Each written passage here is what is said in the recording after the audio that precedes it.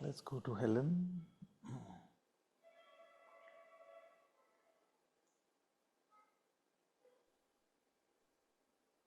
Hello, Father. Hello, my dear. Good to speak with you. I haven't connected for a while, so felt, I don't know, just absolute urge to just come up. I just want to actually feel much gratitude come up, and this constant reminder of the presence of God in every situation. Very good. And these are good tears. They're just gratitude. The intense period of time on the outside, but the sense of presence just pops up, and your satsangs and your presence have been such a help. I just want to say thank you, and yeah. So welcome, so welcome.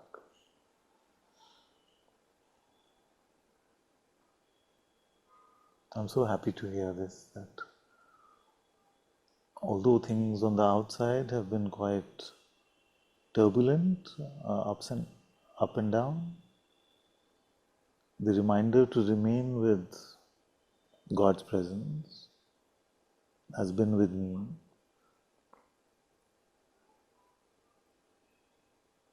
It is everything, Father. It is. Everything.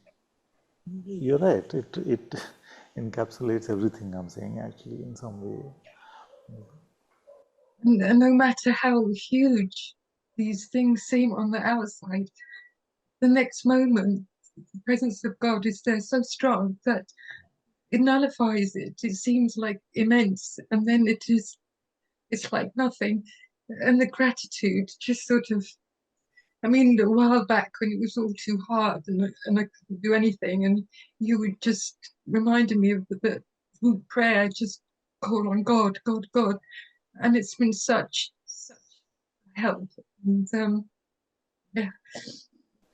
It's very good, very good, very good.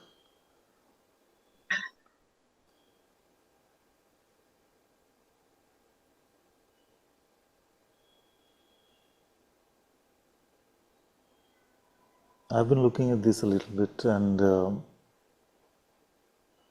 I realized that the body can have an affliction that we call a disease, but as long as I am in His presence, I cannot be in that dis-ease. And I saw that the only ease here now is when I am with Him. Yes, Father. You see? And with Him doesn't necessarily mean that we are having a spectacular spiritual experience or a deep spiritual insight, but even to be in remembrance of Him is to be with Him.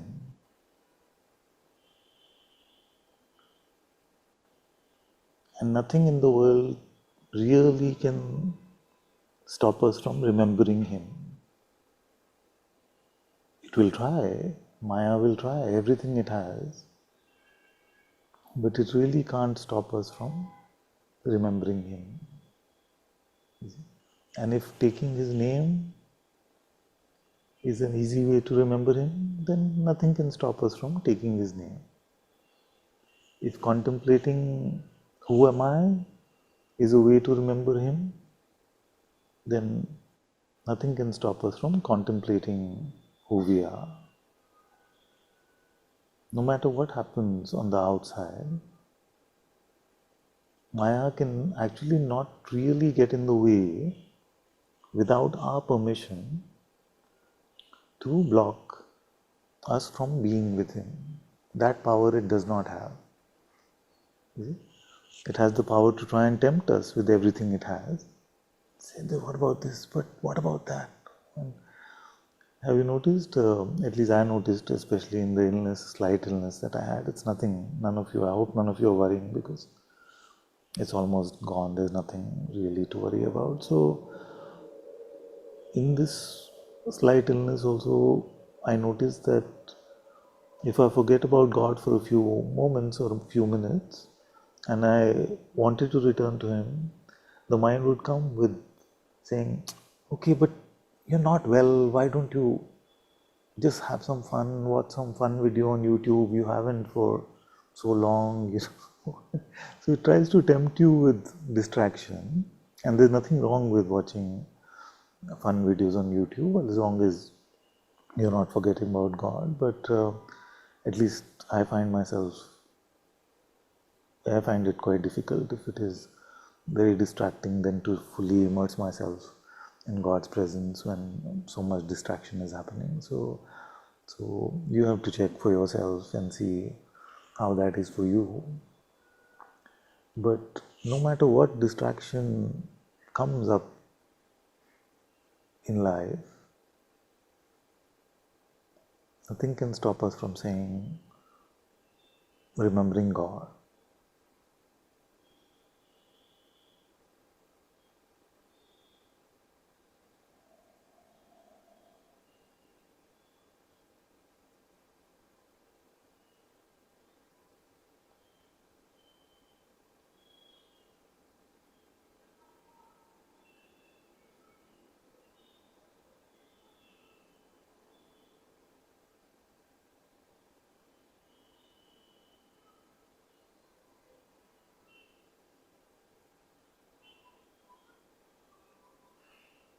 And if it sounds too good to be true, that how can it be that I am not troubled just by remembering God's name, by saying God or by saying Ram or saying Jesus or saying Allah? That you have to try and see. It is too good to be true, and yet if your mind is saying easier said than done, you see, it is because the whole play of Maya is to prevent us from doing that.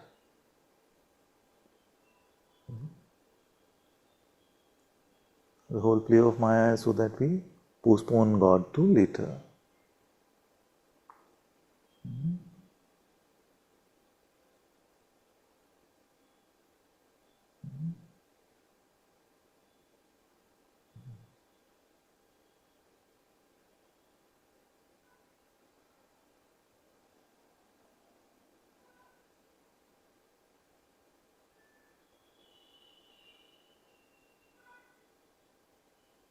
Why does it work like that?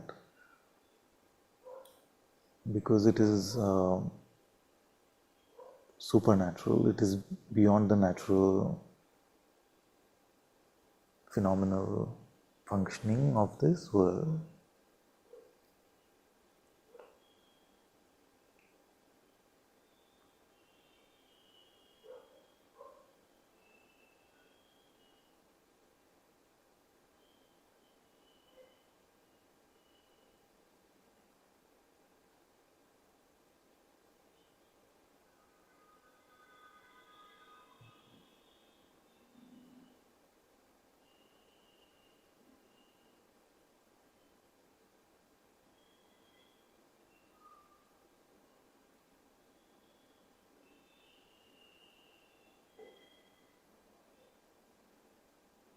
This sort of imagery is coming up for me to share. It may turn out to be completely silly, but let's see where it goes. So it's coming to say that our life is like a string, like a piece of string, and it has two ends. On one end is like a jumping creature. He's just jumping around, fluttering about from place to place.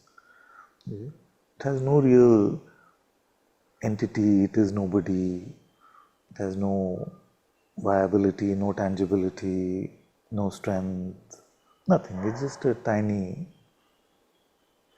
like an insect which is fluttering about. And on the other end of that string is the highest of the high, the mightiest of the mighty, the source of all love, intelligence, everything that is valuable comes from him.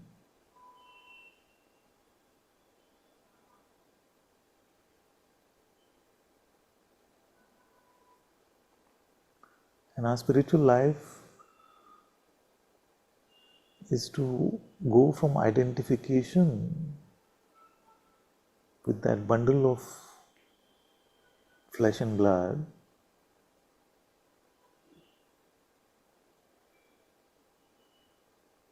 to the recognition of our union with him, or the feeling of merging into him.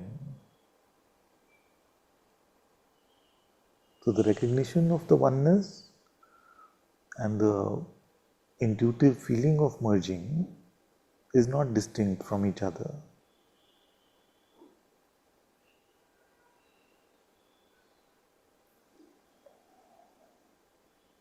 So in a way it is like the rolling up of the string back into its source.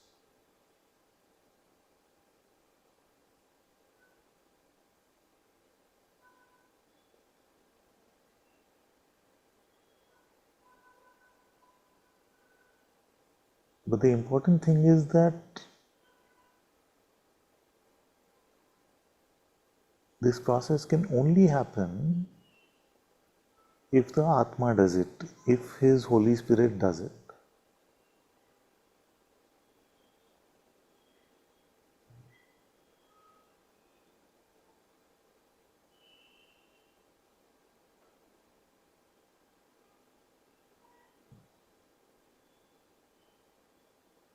My only function in this is to turn inwards, is to knock at his door, is to ask the question.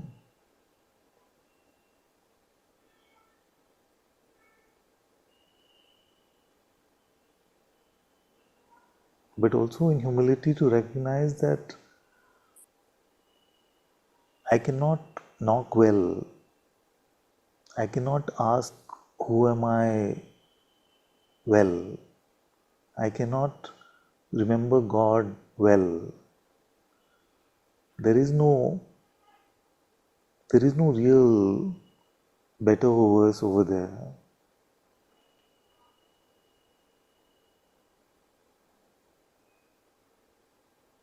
I can only be empty of myself as much as I can and turn in full faith and humility.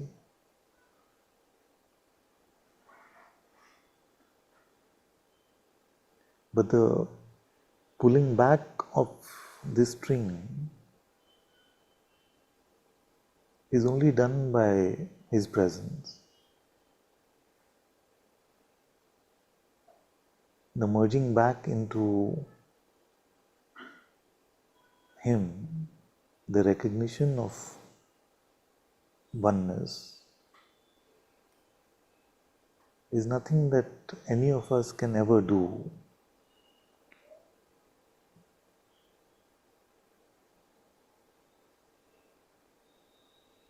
And yet, it is important for us to, as long as it feels like effort, to take the effort to turn towards him.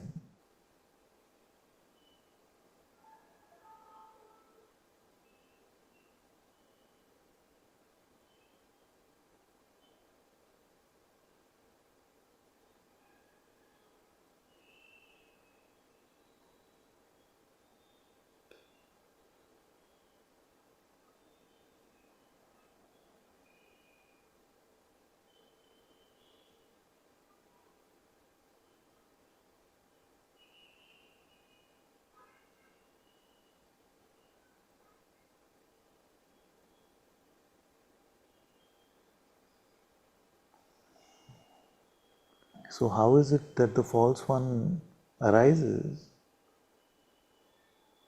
How did this Achinta Veda come into play? And how does it really dissolve back?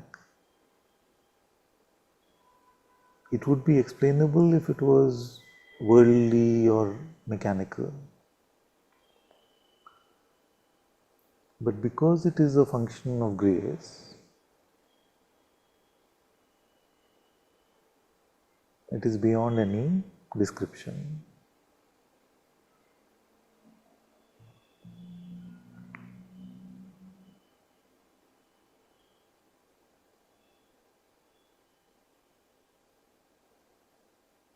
That is why any spiritual pride is a great misunderstanding. Because what is spiritual pride? It is like saying that the way I said Ram was better than the way you said Ram. So Ram came to me. So I'm better than you. That's a complete fallacy. It's a complete fallacy. Because the method in itself is completely secondary to our intention of fully emptying ourselves for Him. And nobody can say, I am better than you because I had a greater intention of emptying myself for God. Because that itself proves that you're so full of yourself, isn't it? So, and in that way it can contaminate our spiritual journey as well.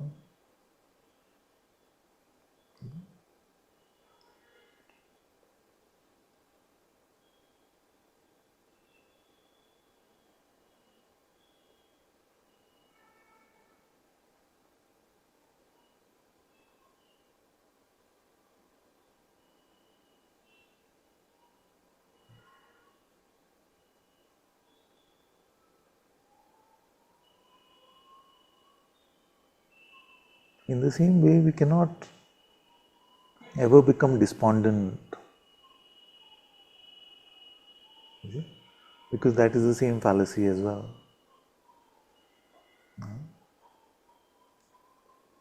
So like an infant, our job is to cry for the mother and say, pick me up.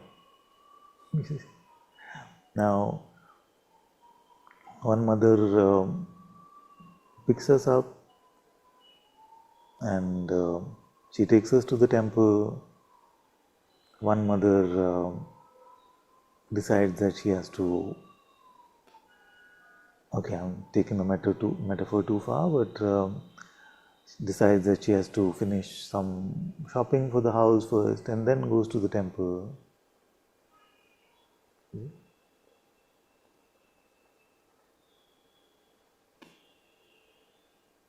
But could the mother ever not have the child's best interests at heart?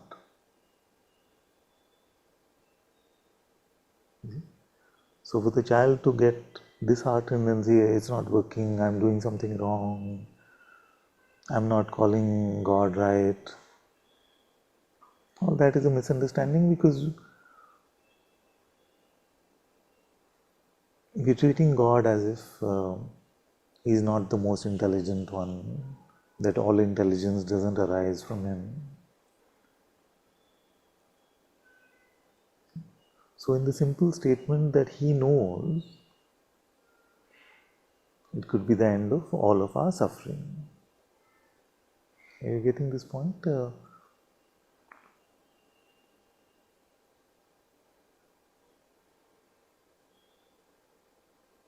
I may be misquoting the Bible, I hope I'm forgiven for that, but somewhere it says, no, in Matthew, that if someone asks you for bread, would you give them a stone? You see? And if you would never do that, then don't you feel that God loves you much more than that, and in your asking for bread, He would give you much more.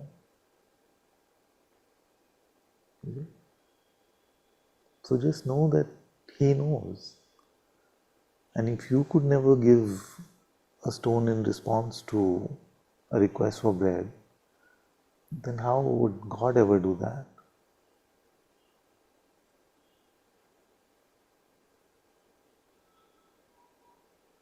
You see? So, if you say Ram, or you say Rama, or you say Ra, I may get in trouble with some pundits for this, but I promise you that He knows. He knows who you're calling.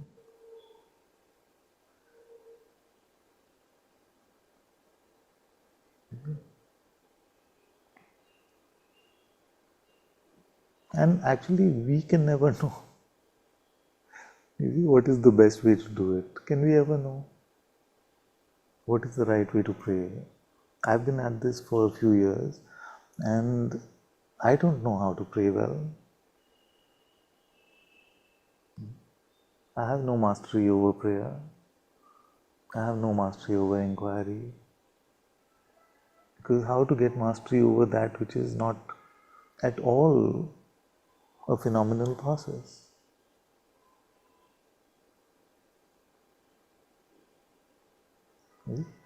So it's always an act of love and always an act of faith. And we have to rely on the fact that He knows. And we can only ever do it badly. You see? Because to do it well would mean that it is guaranteed. And grace is never guaranteed.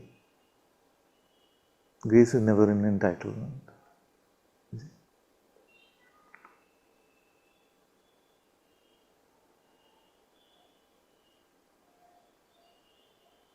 So what is then one to do?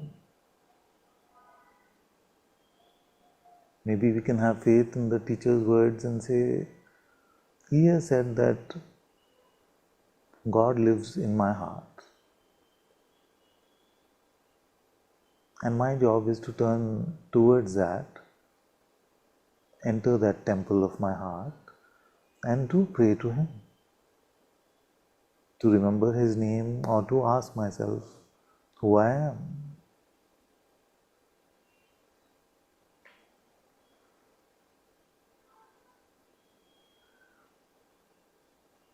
And basically this is the extent of the spirituality that I know. That's about it. Keep all the fancy words aside. All I know is that I just have to turn towards Him in my heart and to remember His name, to pray to Him, to communicate, to deepen in my love.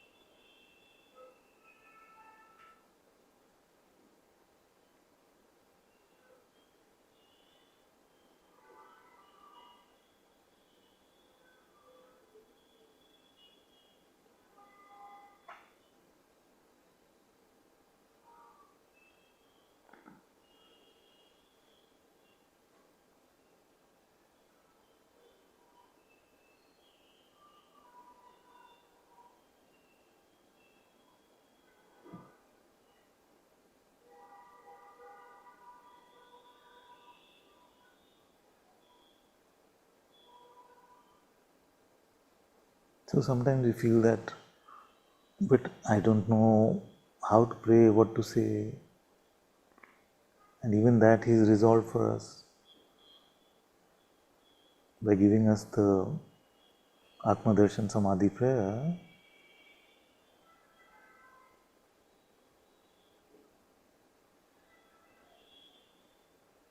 He's made it so straightforward that if you feel helpless, that we don't know what to say next, just say the prayer.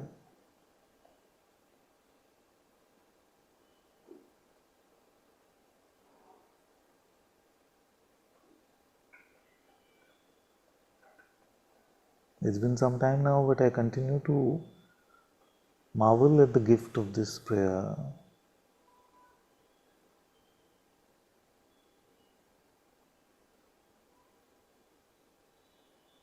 And I know fully that this man, this one whose mouth is speaking, has nothing to do with where it came from.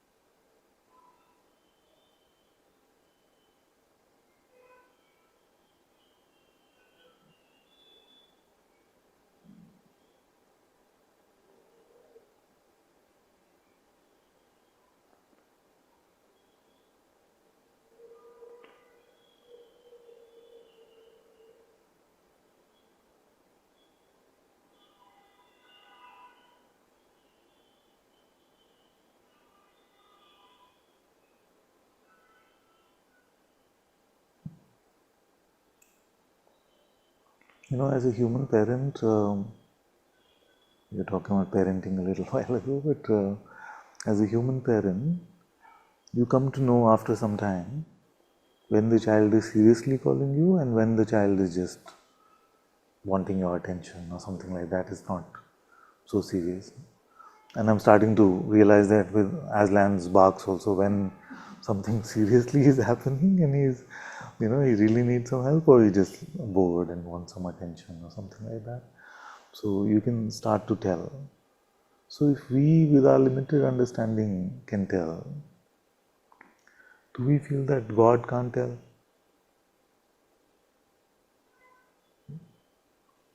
That God doesn't know exactly what we want?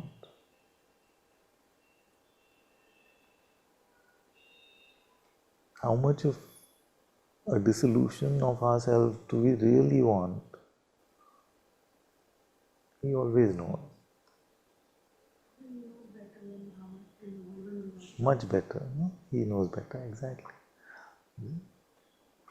So, because I could be very easily stuck in pride and not realizing, I could be thinking that all I want is God, but when push comes to shove, when the rubber hits the road, I may change my mind.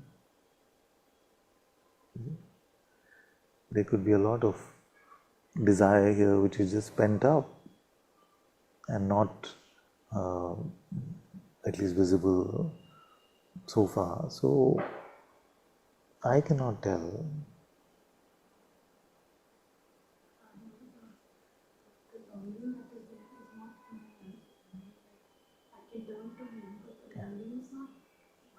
Yes. So the longing is beautiful, Grace. Good. The longing. Yes. So she says that the longing was given to me because I don't have the tools to create longing. You see? Now, even the ones with the very deep longing, when they are under the attack of Maya, then that longing is forgotten, the world seems real. You see? So, my job is to remember as much as possible during those times to take his name, to return to him. You see? Now, it's a beautiful question and sometimes irritating, but it's a beautiful question to look at.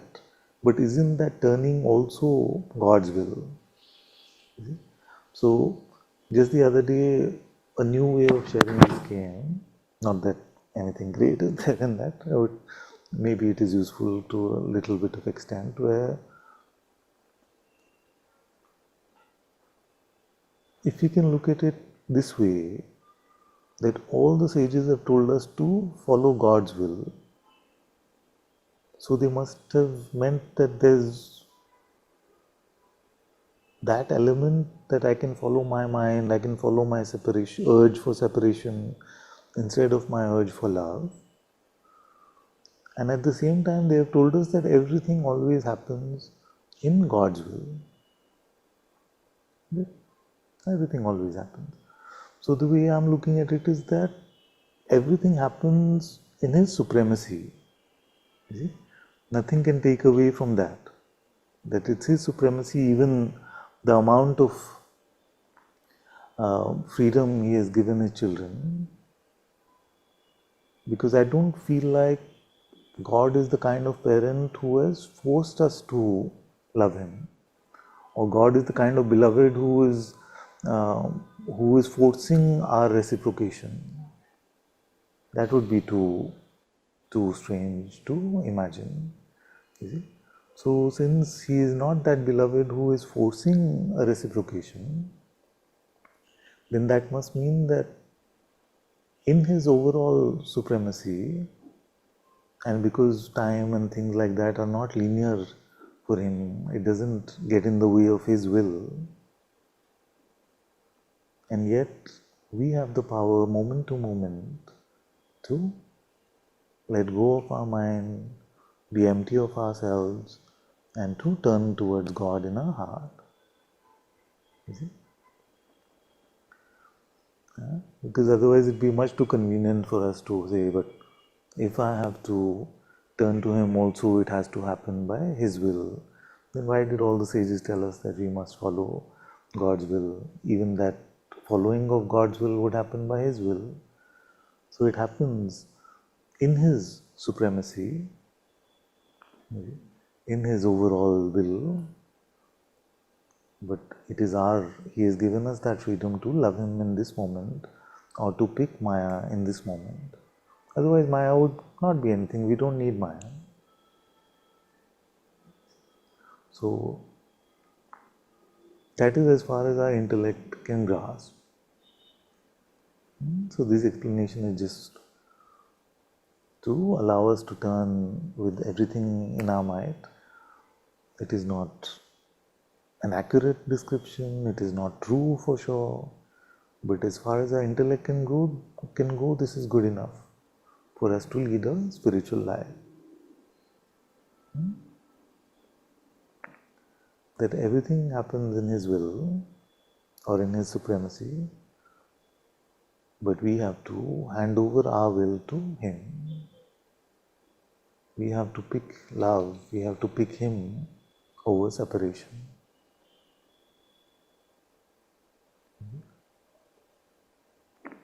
So please don't waste the rest of your life in this mental block that you cannot turn towards Him.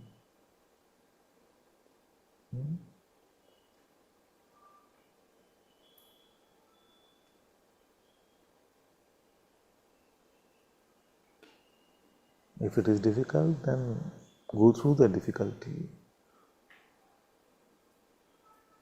And many times the difficulty is our own smartness. We refuse to become simple because we are scared of what we will find.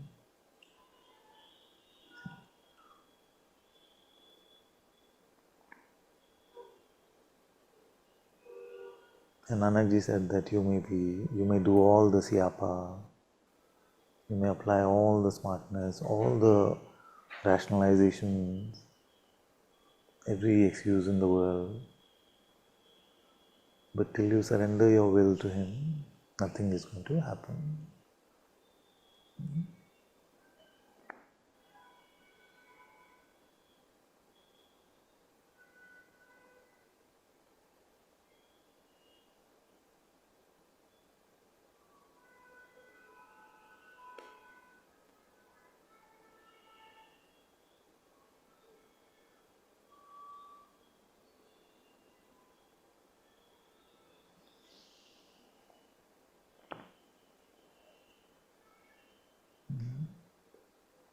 One child used to come many years back, and she had such a beautiful sense of humor. Amazing. You see? Amazing. Like she could take anything and make such a beautiful joke out of it. It was amazing.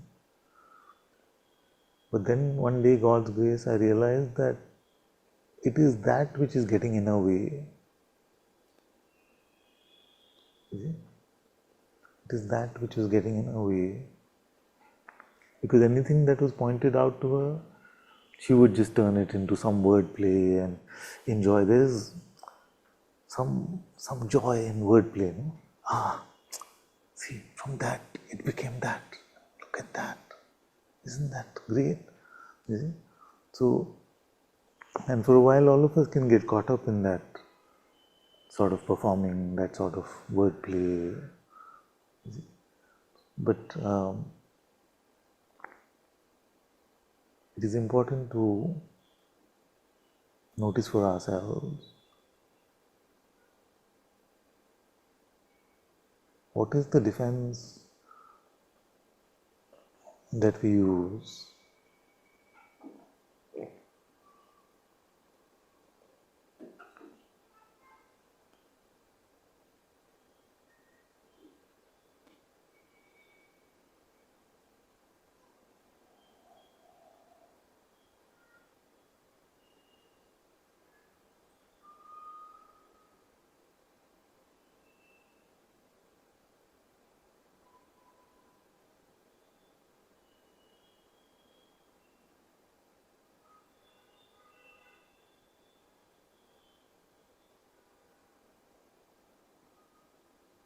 so to exchange God's presence for some smartness of the intellect, even if it is a very high seeming thought or a very beautiful sounding joke, or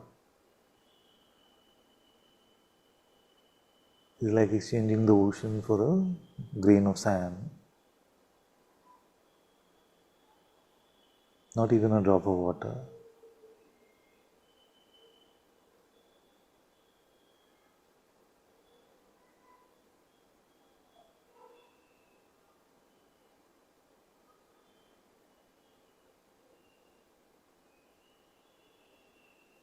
You see?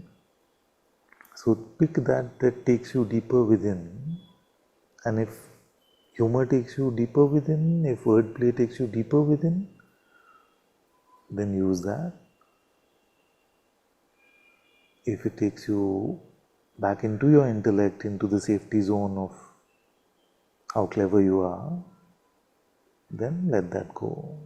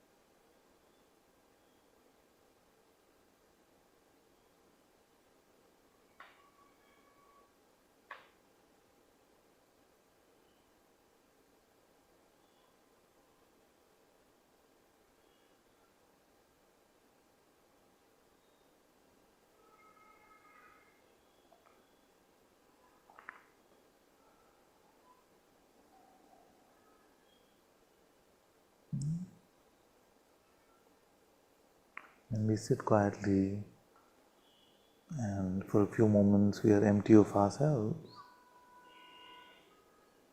What happens?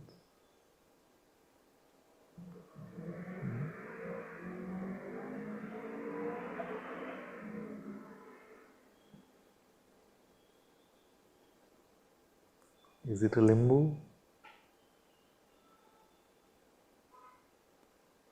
Because I stop working on myself. I'm empty of myself. So then everything should stop, isn't it?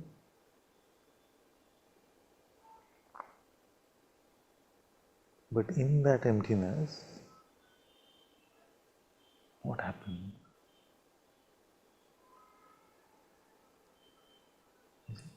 That process, if you can call it process, is not in the realm of phenomena. It is beyond this world.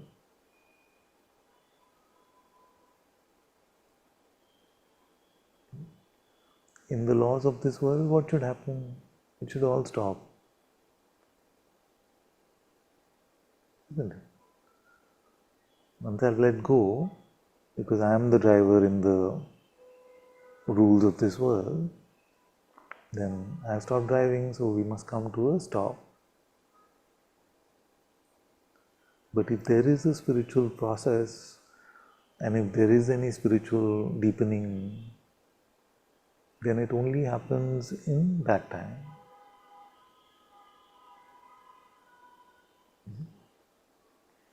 So all the instructing, all the millions of words in spirituality that have been spoken are just teaching us how to come to this point of knocking at His door.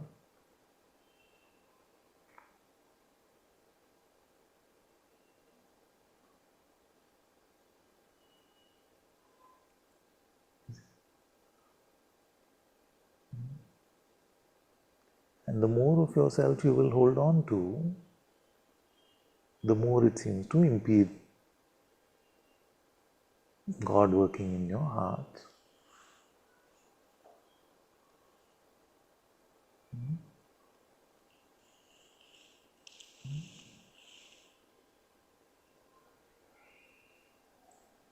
So just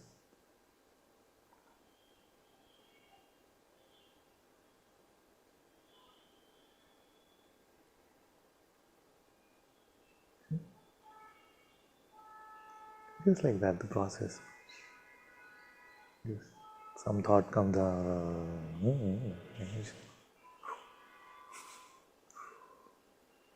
yeah, brush it off.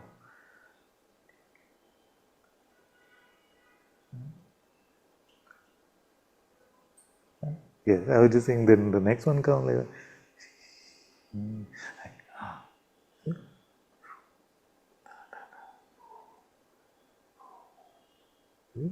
and that disengagement could be the prayer. You see? Or it could be the inquiry, it could be anything spiritually that is potent and has come from your teacher to help you from that, in that remaining disengaged. Mike, say.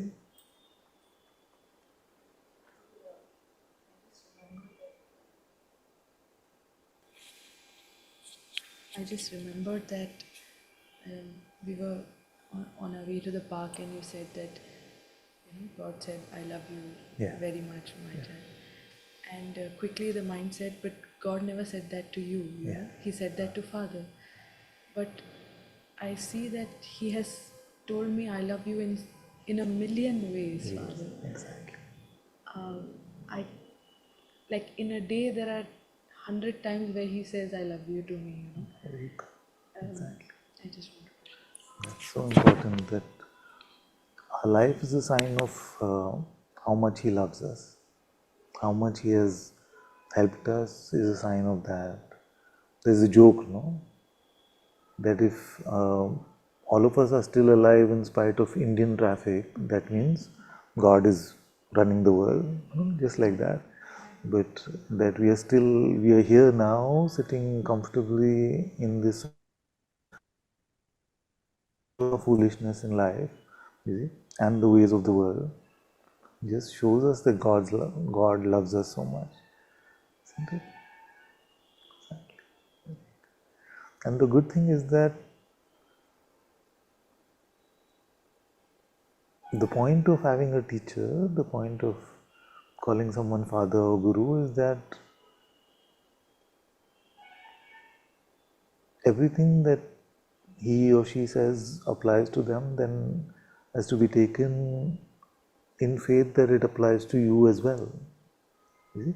So the point of telling you was not that, see, I'm so cool. No, I know that you didn't feel that, but like, see, God told me He loves me. The emphasis was not on the me.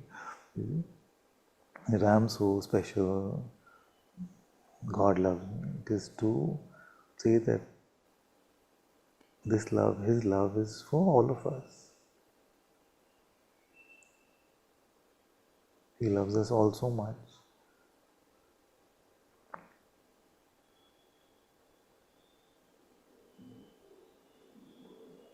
And you're absolutely right that with everyone it will be in different ways that love is conveyed. Yeah.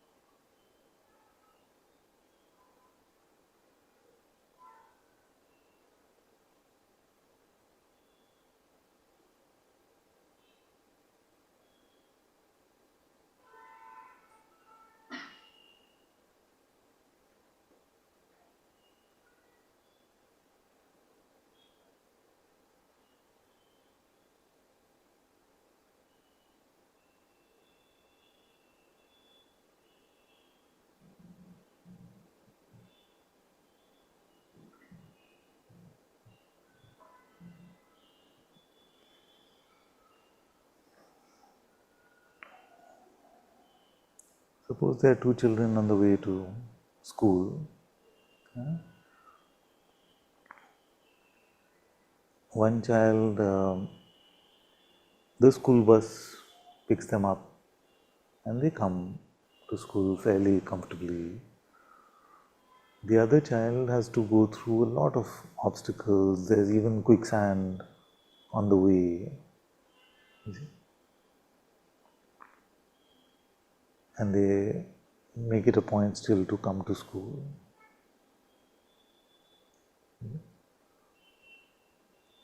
So God knows. Even Saint Therese had this question: how is it that some seem to have it so easy? They just, and in a way connected to what Radha was asking earlier, that they just have such a deep longing that they never turned away from God. And for some of us, it is so tough that we have to keep surrendering our will, fighting against what the mind is saying. All of that seems so difficult.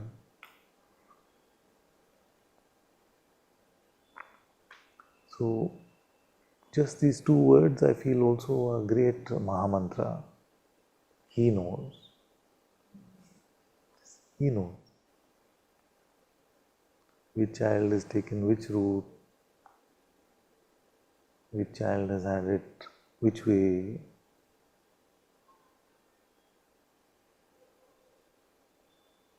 He knows.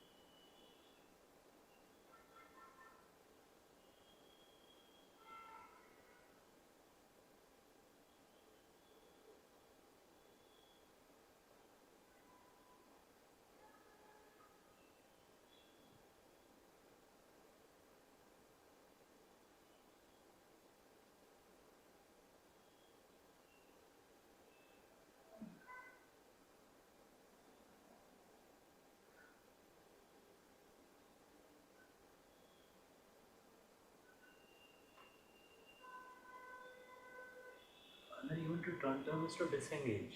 Is to Disengage. It's not. To turn towards him is to disengage. Yes. Even that is not. Like you were saying, it's an effort that we have to make a choice. It's not. Yes, in the sense that we looked at the mechanics of this disengagement. So, what do we have to disengage with firstly? Is the next thought, basically, isn't it? That it's making an offer, that offer contains the notion of individuality, even if it seems like it doesn't, or at least the sense of individuality is not far from belief in the thought. No? So we looked at the mechanics of it and we said, what are the two forces at play? Attention and belief.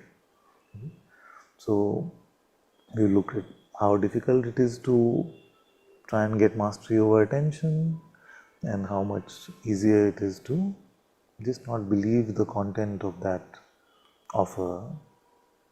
So that withdrawal of belief can seem like effort. Okay? So the thought is telling you, but it is not effort. Let's take this very example. So the thought is saying, but it's not effort. I see it's not effort. You see it like that. So just, you see? Now, what is effort and not effort, we can come to later, and if there is such a thing, and is there anything at all then, but does it feel like, does it seem like effort? It does. I don't feel like there's anyone who can say that I can let go of belief in my thought effortlessly. You would be a Mahayogi or someone who is Manonasa and those kind of fancy things. But for all of us, including especially this one, it can seem like effort to do that. Now the question for a deep contemplation with ourselves is there such a thing as effort ultimately? But then the question leads to, is there anything at all ultimately? But as long as there's a sense that there's something at all, and as long as a sense that we are in the middle of this Mahabharata, it'll seem like we'll have to make that effort. That seeming effort is undeniable in the human condition.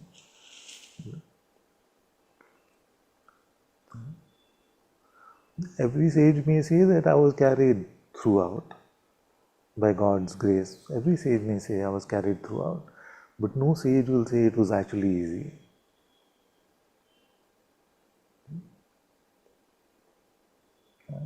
Have I met any sage? Right. It was easy. Why are you guys making a big deal of it? It's so easy. You see? There's nobody I've heard of, at least. Maybe some Zen master just to break our intellect may be saying things like that, but that's for different reasons. But if anyone to make a report about the journey of their lives, they will not. Nobody will say it was easy, effortless.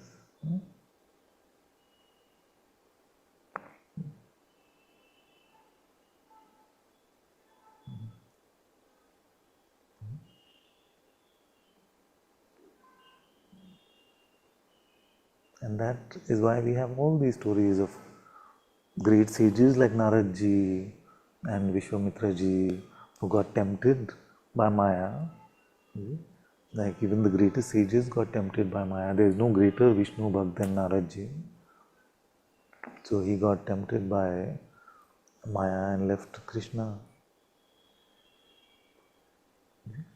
We are told these things so that we remember that it can be so difficult for these great sages, so we are not to expect that this is going to be easy or permanent or fixed forever or these kind of things which have the capacity to make us proud,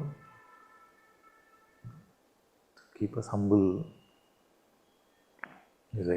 Now you can hear the stories another way and say, Narad got tempted. I don't get tempted. So please don't get into that. kind of nonsense, because Maya loves a challenge like that more than anything, probably. Those could be like famous last words, I don't get tempted.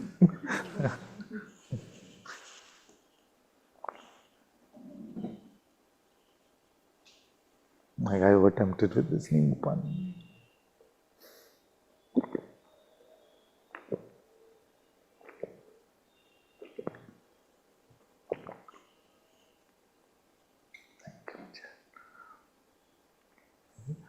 And if you were to look at our life truly as objectively as possible, for one day we will see that we have no room for pride.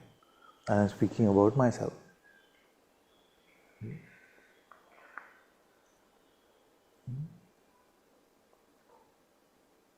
You see, pride blinds us, it doesn't allow us to see. It makes rationalizations and reasons. It says, because you are doing it, it must be right. These kind of things. It's very tempting to get into those. So we have to be careful of that kind of pride. We have to try and notice ourselves as much as we can. I wish, there was maybe one siddhi to have would be to, as well as I can spot it in others, if I could just spot it in myself. That is all the siddhi we need. That is the most difficult one. You see, and it's the message of the whole Ramayana, it is the message of the whole Bible. In the Bible, over and over, hundreds of times, the same thing. Pride, pride, pride, pride, pride. Same Ramayana also, pride, pride, pride. So, what happens? As well as I can spot it in another, I can't spot it in myself.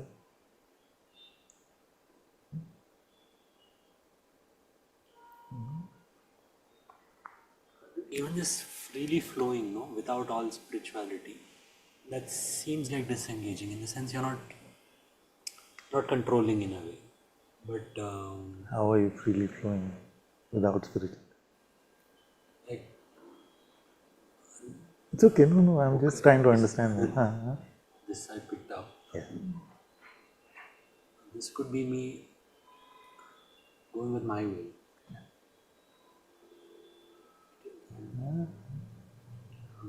It's okay. Take your time. Just look at that deeply. One thing is that if you are empty, then spirit is unavoidable. And all the magic that happens is because of spirit also. There may be teachers who, for reasons best known to their culture and tradition, they may not say God. You see? So Master Bankai may say, all things are perfectly resolved in the Unborn. It means that in a way, what you said reminded me of that. That I'm not giving birth to my mind, you see, by not identifying. So I'm just ta-da-da, ta-da-da, ta-da-da. You see? And all things are perfectly resolved. But how is it that all things are perfectly resolved? You see? Like, I'm tempted with something. Just let me finish this point, which is that what comes into play is beyond the natural. Beyond the roller coaster up and down of the world is what comes into play, and that is God, that is the spirit. So when we are empty, when we remain in the unborn, then that which is beyond the material realm is carrying our life, and in that everything is perfectly resolved, which is the same thing if you remember God, if you turn to God. Otherwise, how is it possible? Like the child who made the report at the beginning of Satsang, she's going through so much in her life, ailing mother, so many problems, so many things happening. How is it that just saying God seems to make it manageable, not easy maybe, manageable, seems to give us the strength, seems to make those things not as oppressive. How is it? It cannot be a worldly movement, isn't it? Grace has to come into play. Yeah? So I'm not at all attacking the Zen teachers. I feel like in some lifetime I would love to also be like a Zen teacher or something like that, because I love that whole, just messing the intellect so much that it has no option but to step out of the way, and we empty ourselves in that way. I love that whole thing. And maybe because like Nagarjuna, they also felt that if we speak so much of God, then God will become conceptual and we'll start to fill ourselves up with more and more notions of God, whatever the rationalization was.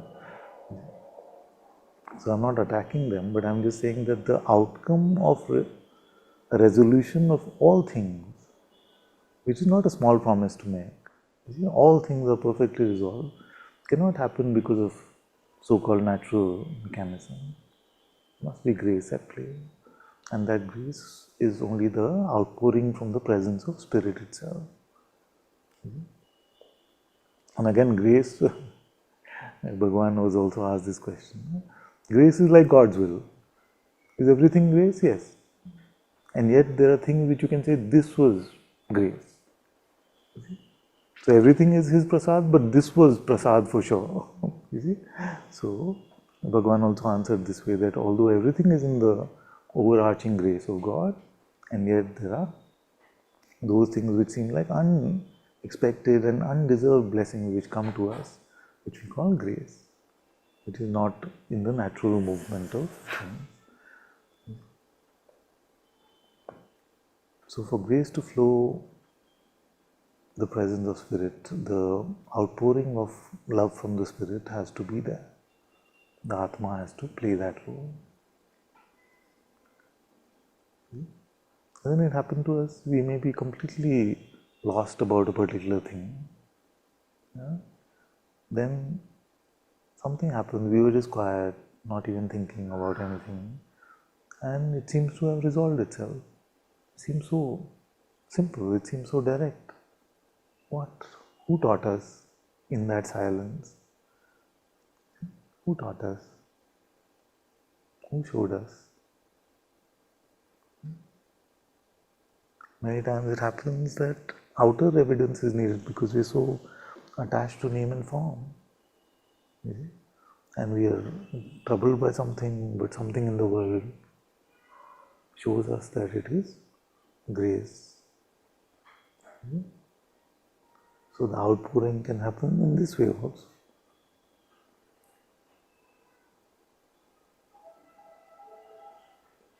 That's why to just keep returning to Spirit, just keep returning to Atma is spirituality. And it's strange that we have to say it in Satsang, that spirituality is about the Spirit. Yeah? That spirituality is about God. Because Spirit would not be Spirit unless it was about God. Then Spirit would be Casper the friendly ghost or something. Hopefully friendly. The beauty of this is that we are being lived by God's Spirit. We are being breathed by God's Spirit. We are being animated by God's Spirit.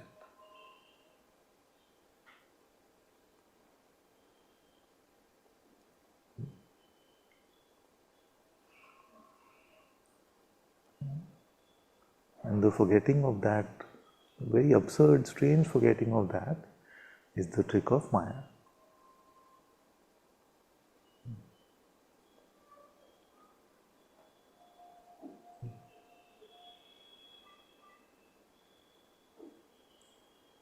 Because otherwise, if we were to lose ourselves, all should be lost. How is all found?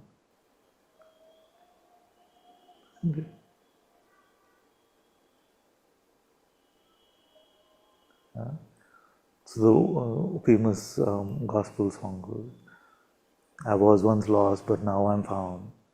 But nobody that sang that song and said, I was once lost, and then I became deeply ambitious, and then I climbed this wall and this ladder, and see, now I'm found.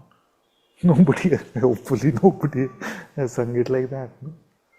It has always been sung in the sense of, I was so lost, full of myself, then I surrendered to God, I emptied myself of me, I got rid of this love for my pride, this love for my ego, this love for the false me, and I started to love God, and now I am found. So I lost myself, and now I am found. Isn't it?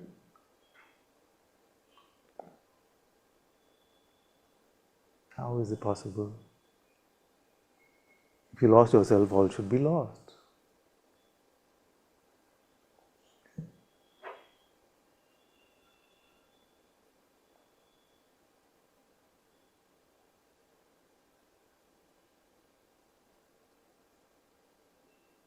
So self-reliance, self-love, false smallest self,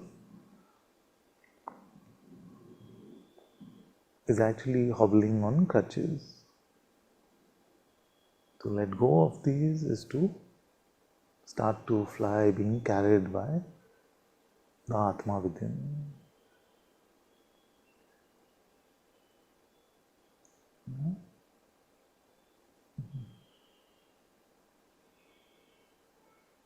Is there.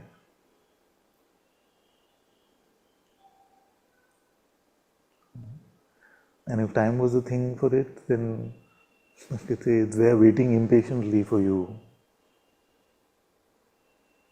to let go.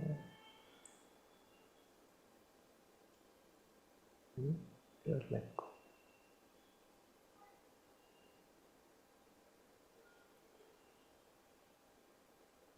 As much effort as it seems to take. It seems strange to say, no, let go even if it feels like effort.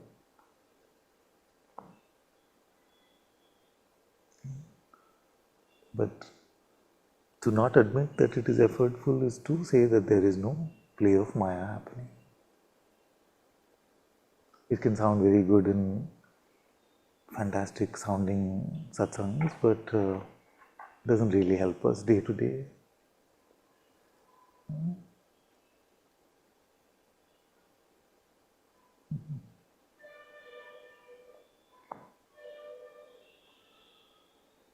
Because when the auto rickshaw guy overcharges you,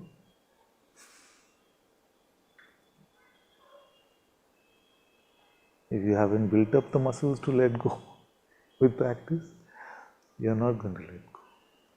Or whatever that metaphor points to for you.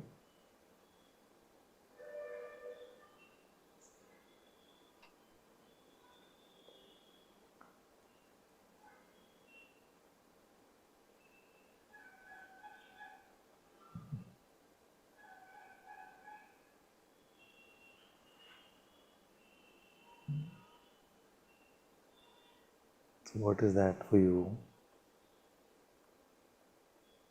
That's what you have to work on.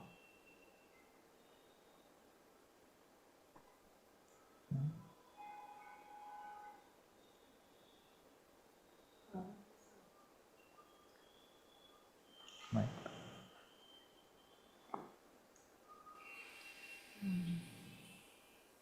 This trying, is it God's will? Isn't it eventually God's will? I want to say yes in the bigger picture, yes, but it's not true for me. A clear example is, so I can pray in words, and there are some times when he just pulls me into Yes. a prayer where I don't have to use words. Yeah. Yeah, and it's very clear that I cannot do that part. Yeah. And it's not always happening. Exactly. When he decides for whatever Exactly. reason. Exactly. And so it's so clear my effort and his grace. Exactly. So I can't ever say that it's completely not true. Absolutely. I have. Absolutely. I feel like all my life I'll have to try.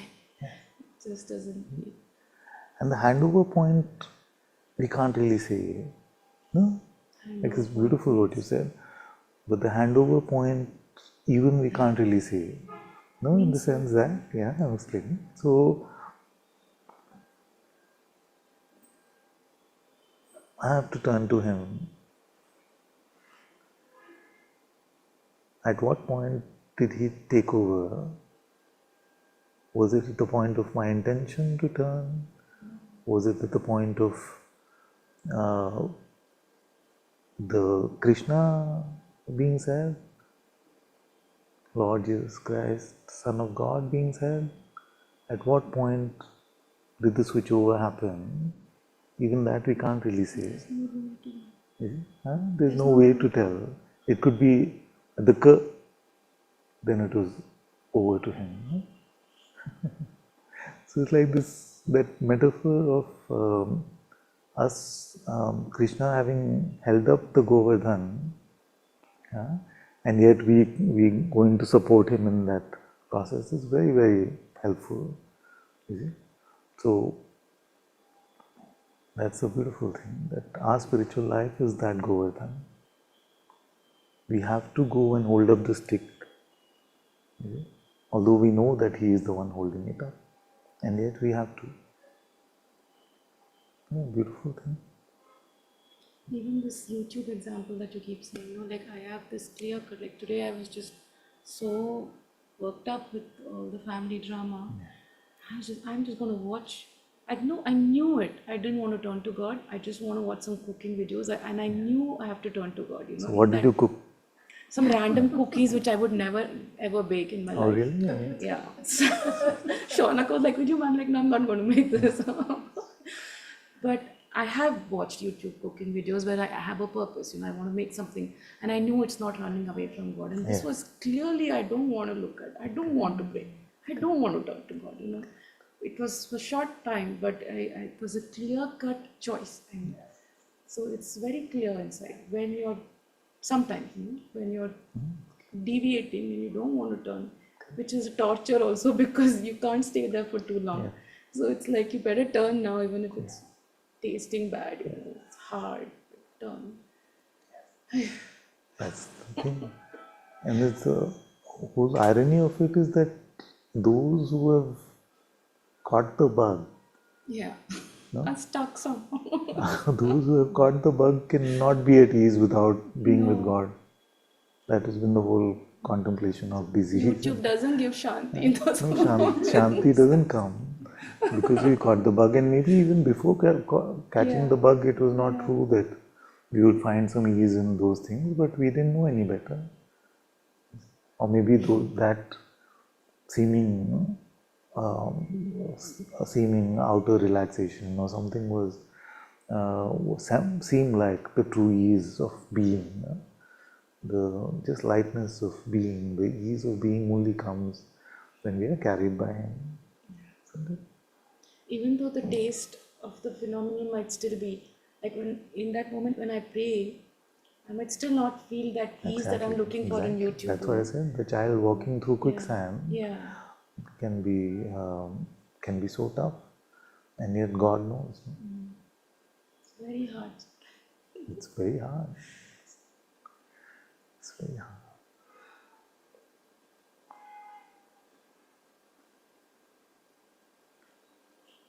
So to be in the quest for God, to be in spirituality, is to accept the hardness of the path.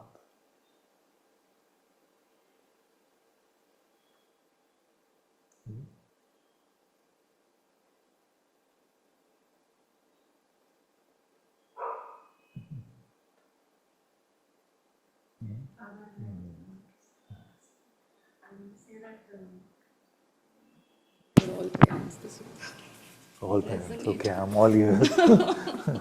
It's just so tough to turn to faith. Many moments when that love for the children, and I know what's good, and to trust in God's will. And I just want to really deepen in that faith, Father. It's very tough for me. It's very tough sometimes, and I do turn to God and say, but it's very tough. It's very scary. But our children, our biological children also, and the Sangha kids, of course, and in every way, are there to help us deepen in this.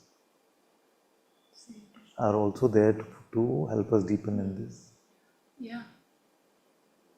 I feel like Shine was born just to squeeze all my pride out in the Maybe not just, but yeah, one of the main roles. like he's born for a certain purpose. I'm going to squeeze all this out of you. It's very hard.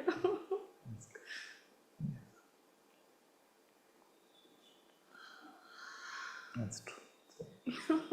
But in those moments you forget that, that's Of course, the that's purpose. why it's hard. That's why it's hard.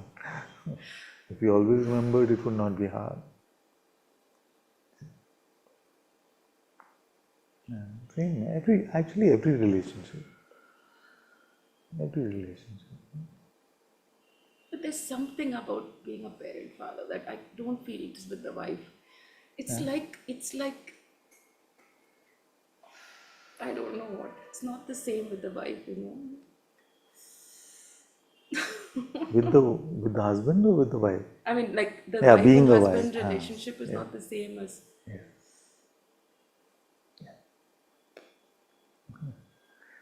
छोड़ भी नहीं सकते, रख भी नहीं सकते, क्या करें? That's very zen. I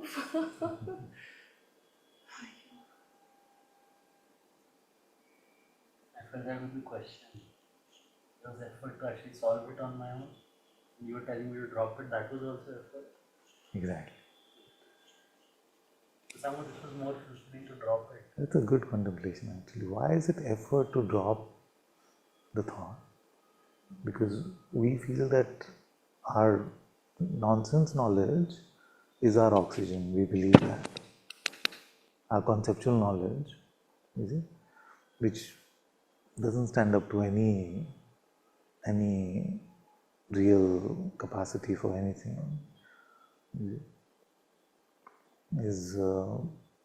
it gives us the idea of being able to decipher this world, translate this realm, have some mastery over this world. It doesn't do any of that.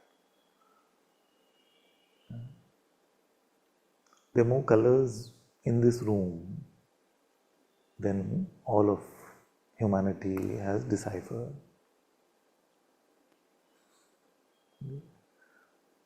That we have names for.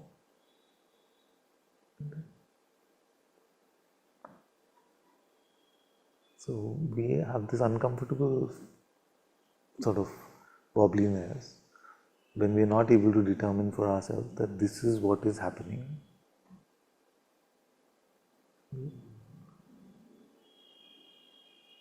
Because without that we don't know the next step. What should I do now?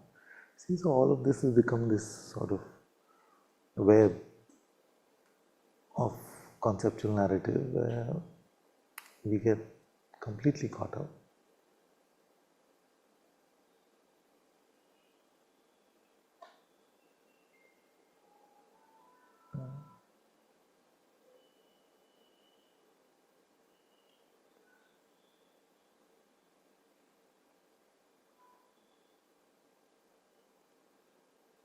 That's why we don't want to leave it. Hey, what if it is something valuable? What if now, after 10 million thoughts in my life, this one thought will give me the meaning of my life? This one will really tell. It's a fallacy.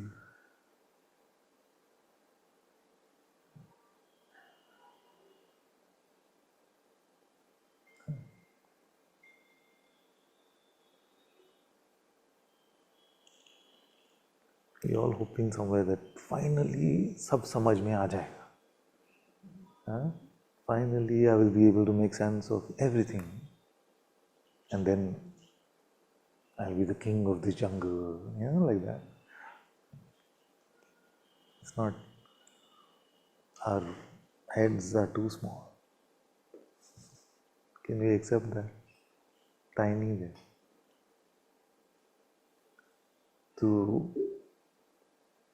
To capture the intelligence of God even for one instant in our heads is just sheer human pride.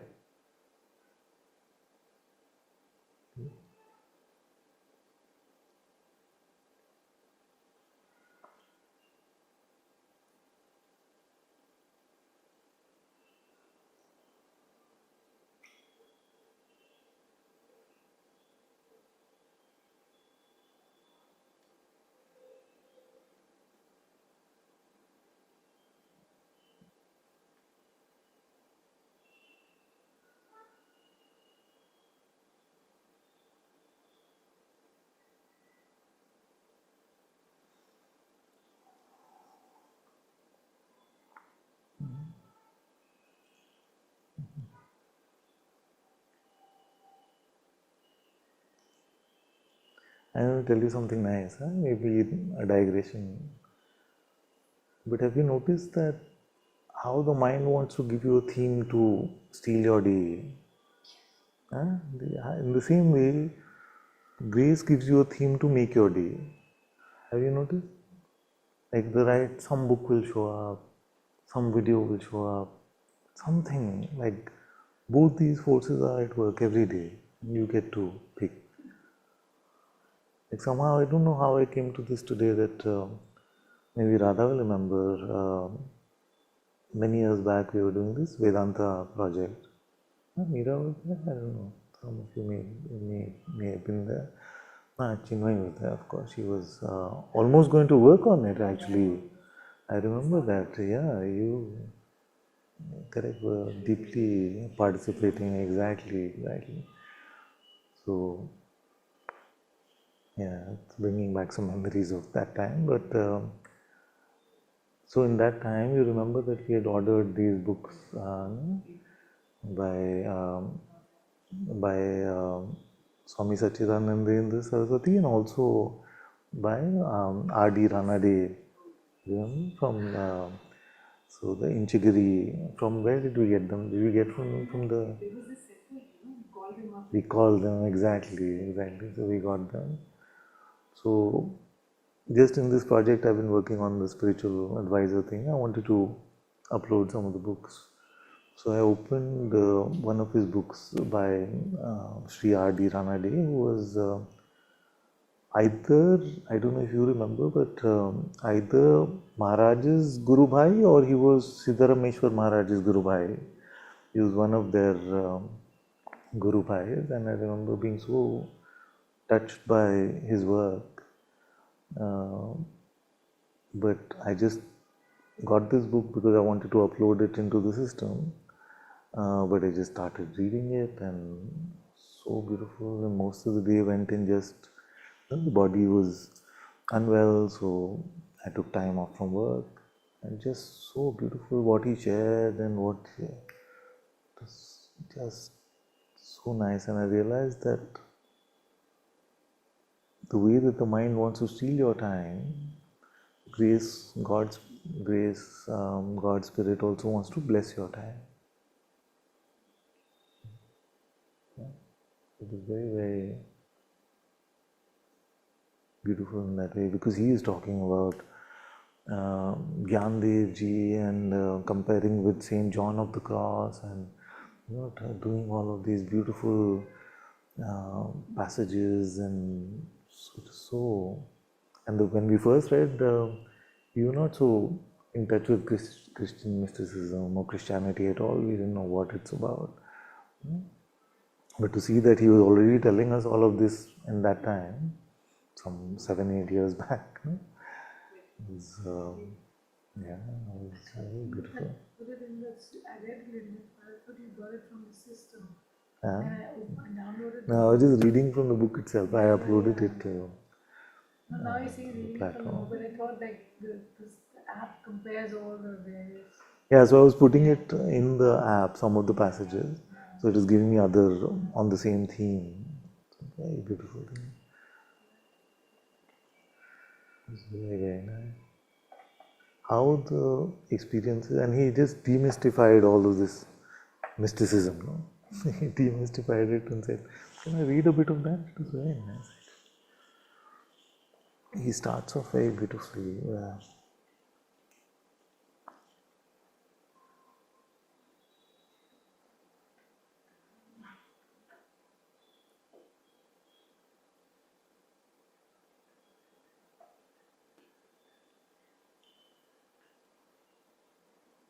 And he's Guru Bhai or Guru Uncle of Maharaj, but very different, no? In the sense that he's highly educated. He was a professor at Pune University, one of the famous ones, and he taught philosophy there.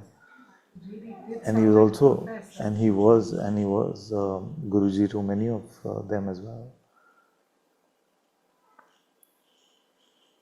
So mysticism involves a direct, immediate, first-hand, intuitive apprehension of God. That's how he starts. Direct, immediate, first-hand, intuitive apprehension of God. So beautiful. When mysticism is understood in this sense, there is no reason why it should be taken to signify any occult or mysterious phenomena, as is occasionally done. It is an irony of fate that a word which deserves to signify the highest attitude of which man is capable, namely a restful and loving contemplation of God, should be taken to signify things which are incomparably low in the scale of being. See what he said? So oftentimes when we hear the term mysticism, we think of some esoteric, occult type things, where he's saying that this is the highest. So he's also telling us what is the highest attitude, which is the restful and loving contemplation of God. So beautifully put, which will be taken to signify things which are incomparably low in the scale of being.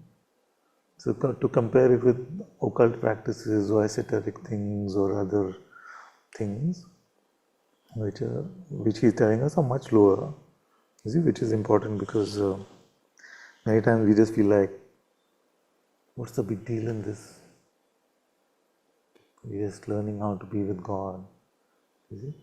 Where is the fancy stuff? Where are the fireworks? You see, it feels like that. But he's clearly saying that a restful and loving contemplation of God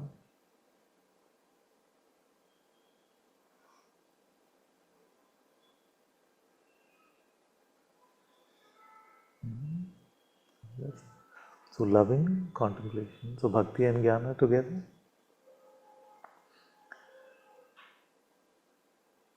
Mysticism implies a silent enjoyment of God.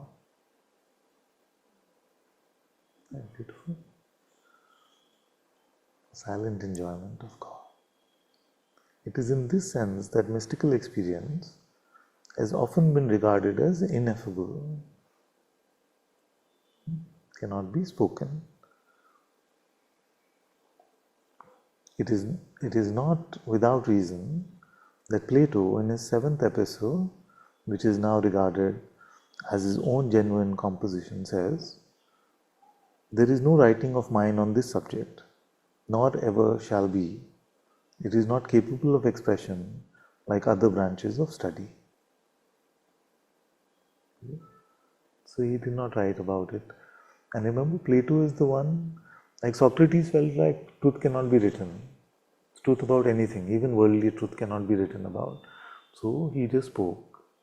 And he felt like speaking can transfer so much, and when it becomes writing, then it loses most of its richness, it loses most of its value. So he never.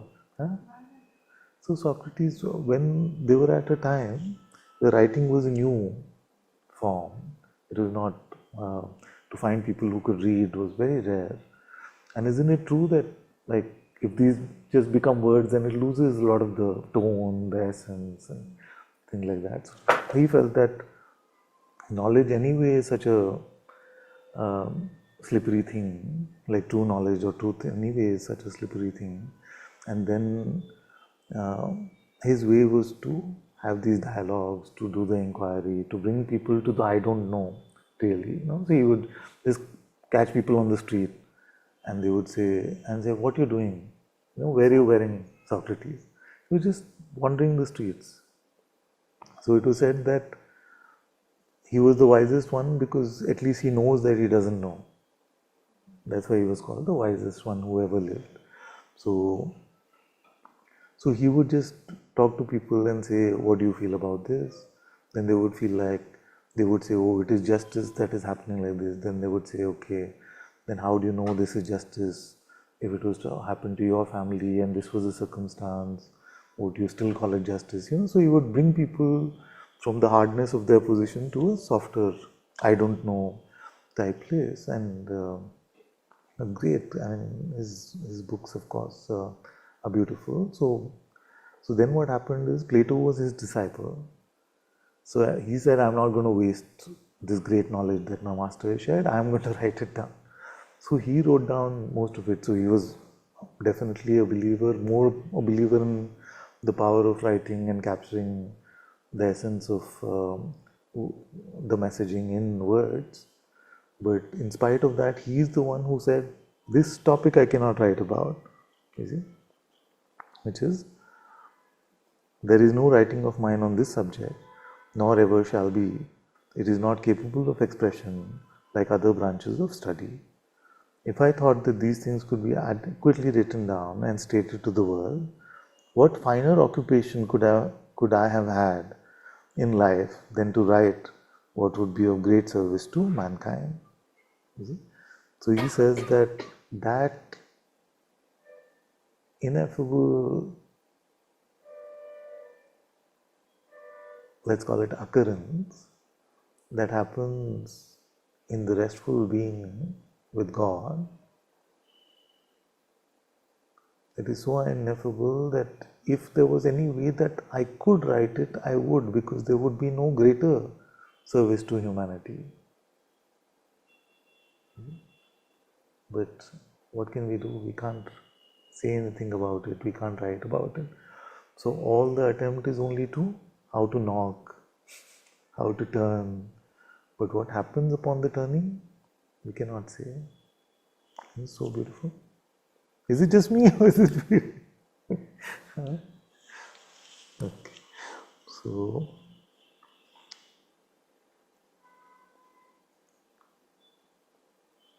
yeah, tough audience, what to do.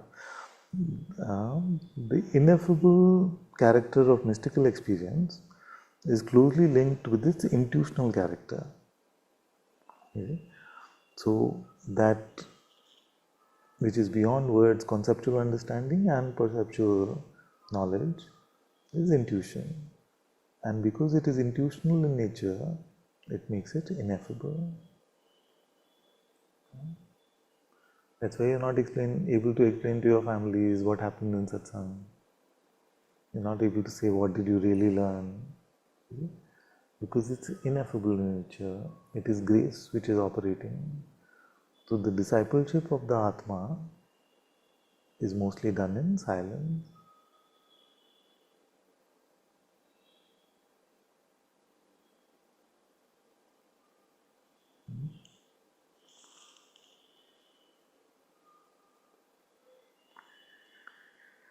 It has been very often supposed that for mystical experience, no separate faculty like intuition needs to be requisitioned, but that intellect, feeling, and will might suffice to enable us to have the full experience of God. So many people feel maybe it is just a question of language, but many in the West especially have felt like intellect, feeling, and will are the three components. There's no such thing as intuition. But he's clarifying that only in the light of intuition do we come to the deepening of the ability to rest lovingly in God's presence.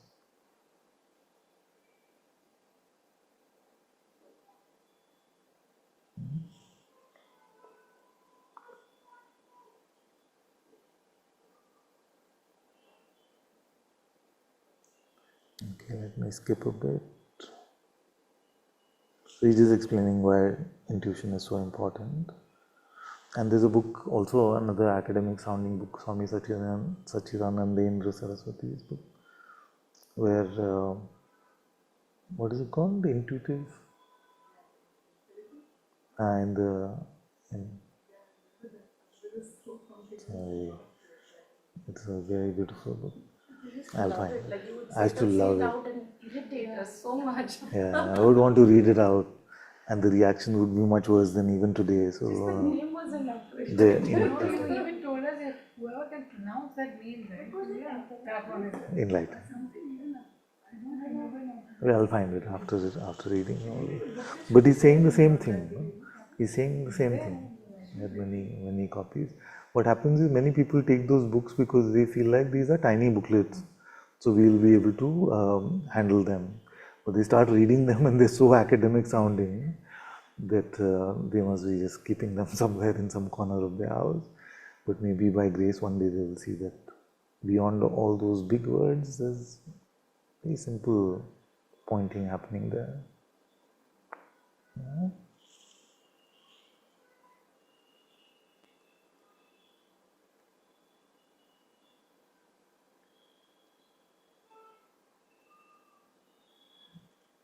Okay, now I'm scared to read.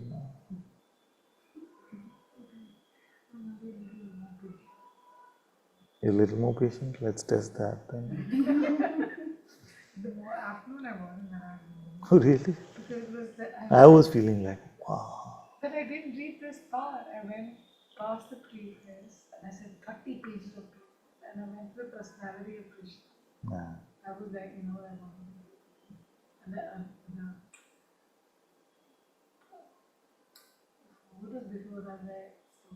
I've just been reading the preface. I have not even got to that point. Yeah, so I skipped the preface and I'm like, how many pages of preface is there?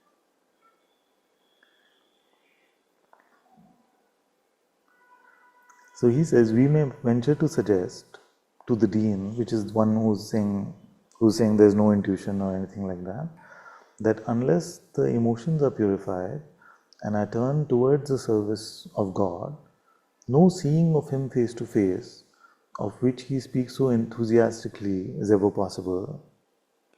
Thus, it seems that intelligence, will, and feeling are all necessary in the case of the mystical endeavor, but only intuition must be there to back them all. See, so it's our whole being, Antakarna. No?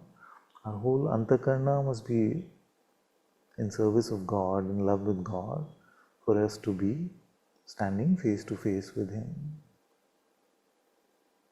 But when you read these words, just like a phrase like that, no? The seeing of Him face to face.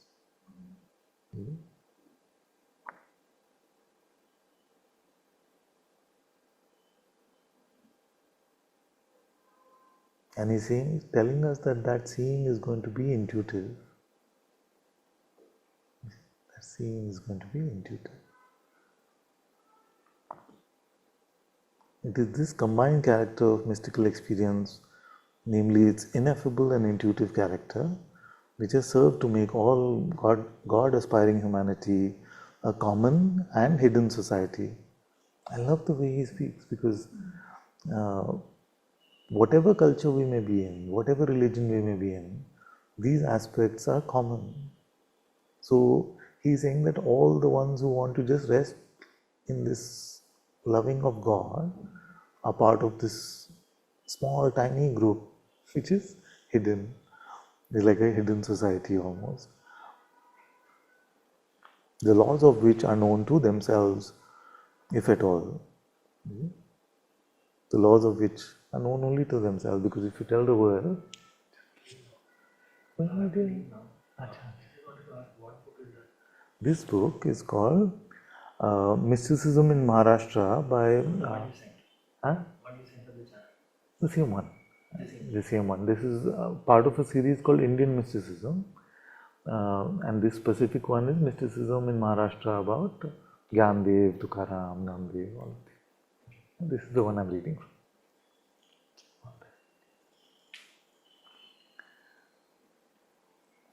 What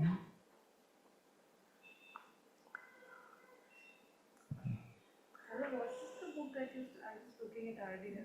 A constructive survey of Upanishadic philosophy. Yeah, that was R.D. Ranade. So once I got that book and I was reading it, no? And then one child was having a tantrum with me, so she started shouting in satsang saying, "This is so off topic, and why are you going so off topic? Don't you remember? I don't want to take names," but she had quite a reaction to that, because what was happening is that this child was going through something and another child was just like listening intently and understanding, so she was getting so upset, so the competitive things were playing out. So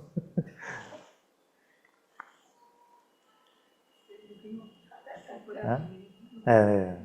Still looking for it, I'll help you. philosophy. That's also part of it. This same book is also like a personality of Krishna is also Constructive survey of Upanishadic philosophy. Yeah, that's another book also. Amazing, that's beautiful. The key thing about that book is that when in India we were concluding, like in the Vedas, when that aspect was being written, that everything comes from Agni, like fire. You see, fire is the main arca, the main source of all of these things.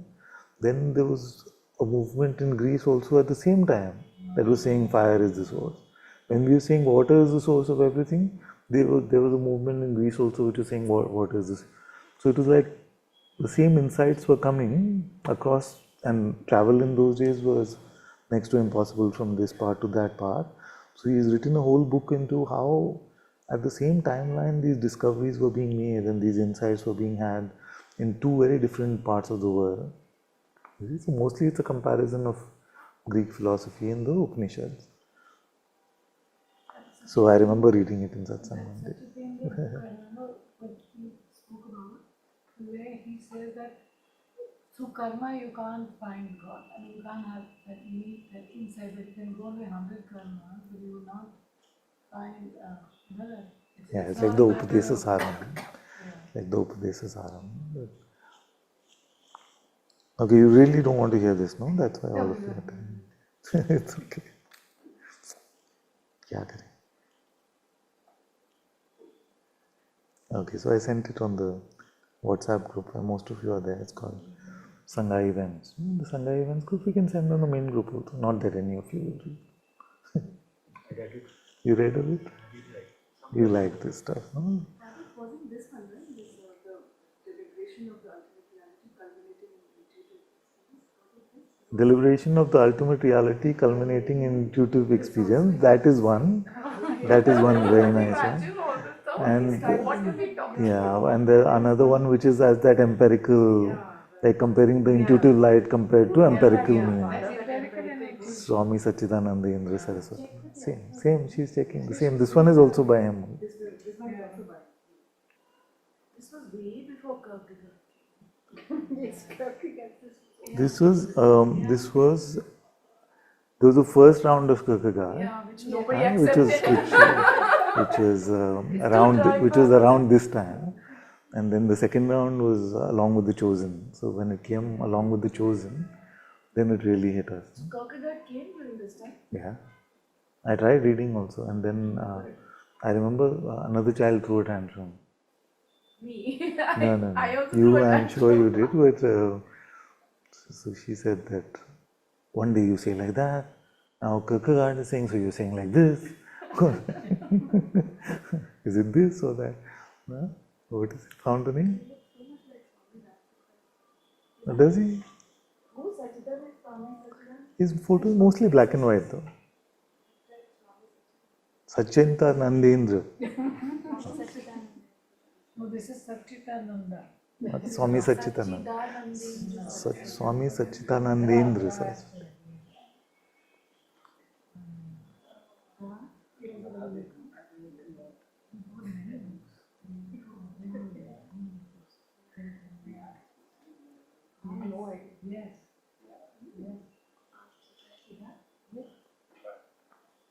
Somewhere you want to look. They're thin books, so that's the only clue I have.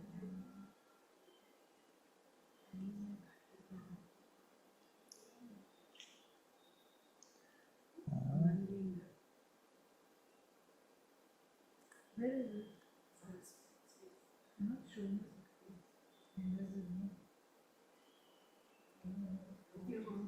No, but there's the name. In Russian Orthodoxy, they have this beautiful idea also. Mira actually may have told me about this, where there's this notion of letting go of self-image. So then you would become like a fool for God. Yeah? So in the movie, which movie was that? Andrei Rublev by Tarkovsky. There's this scene where this man who is like considered to be a sage is no, this lady, she's actually a sage, but everybody considers her to be mad, and she's playing that role of being mad because she doesn't want the image of being a sage. So that's her sadhana, to be considered foolish and mad by everyone. That's the sadhana she's doing. It's quite something. In a way, it reminded me of that Topi Amma. Yeah, I don't know. From just the narratives I'm saying.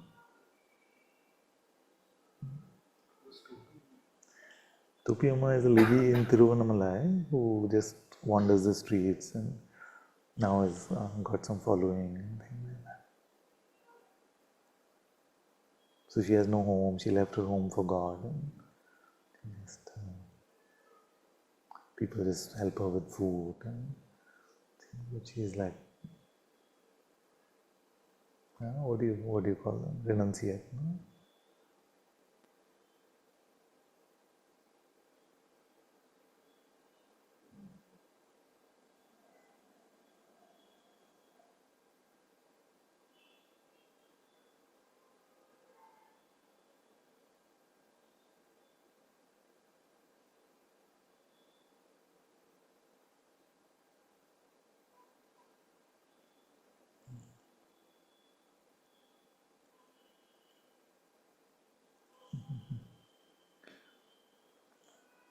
If we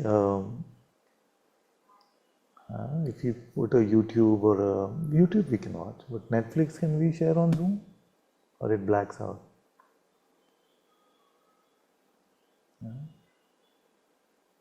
That new Tamil movie, which is really very, very beautiful. I can't pronounce it. You know, the one with M. How do you pronounce it?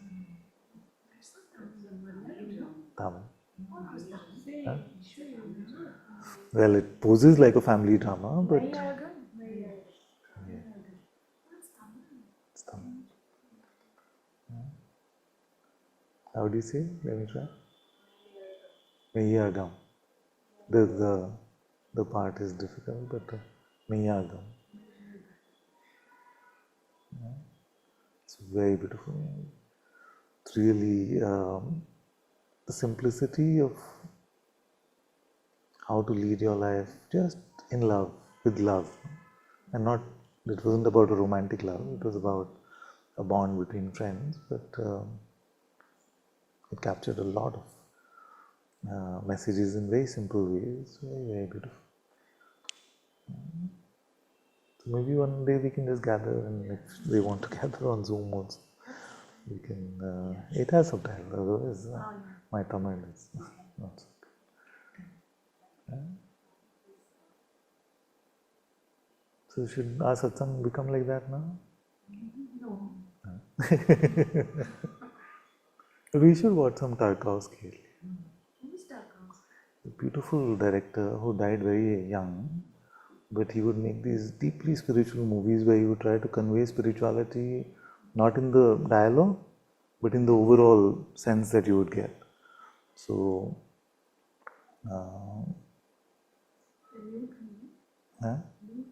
no, they're Russian, but very little dialogue. I mean, dialogue is not the main part of it, the way he assembles it. He's trying to get you to have a spiritual insight through the medium of film. It's like art. No? So, very, very beautiful director, and right, very young, maybe late 30s or early 40s.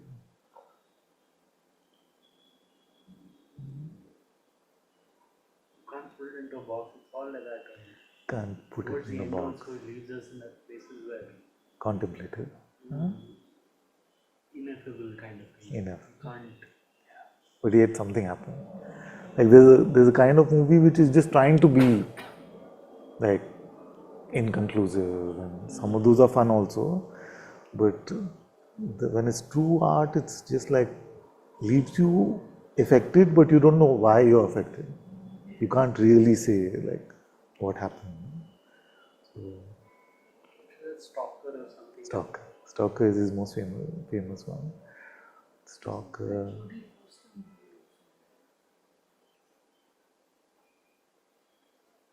So basically, you love the reading, no? So should I just continue that, or? He's so poker-faced.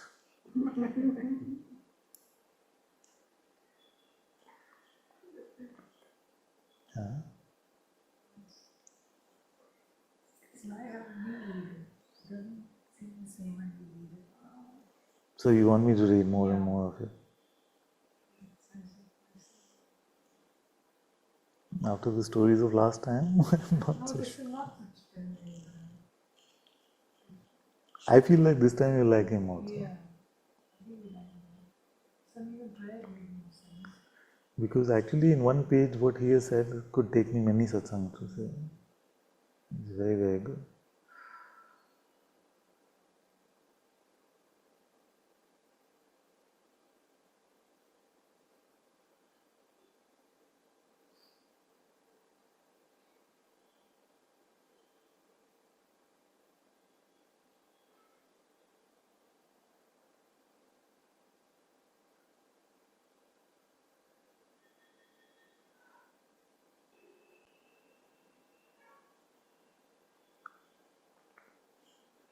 One of the recent satsang you told, I am just reading, so you told that we are blaming God when we don't take the responsibility of our own life. Can you please talk more about that? I do that and I want to get out of this circle. What is surrendering to God then if we take responsibility? Yes. Like,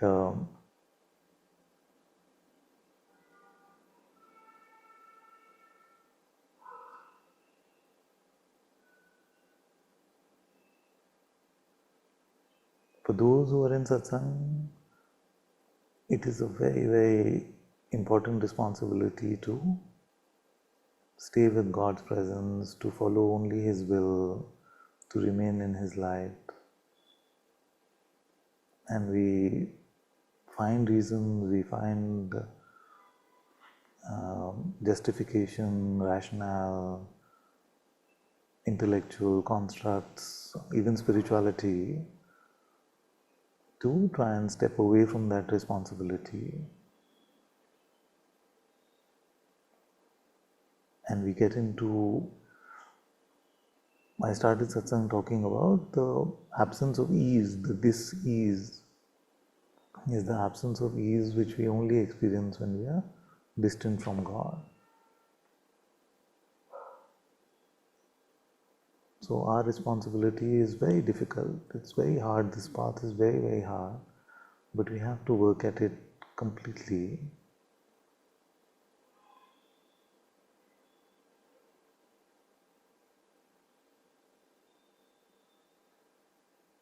And then to lose control over ourselves to the point of anger to an extent where we are being so extremely disrespectful to the path, to the teacher, almost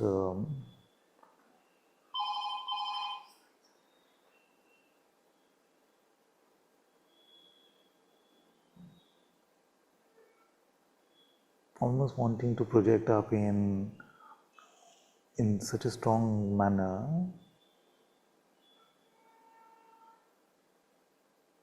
I don't feel like it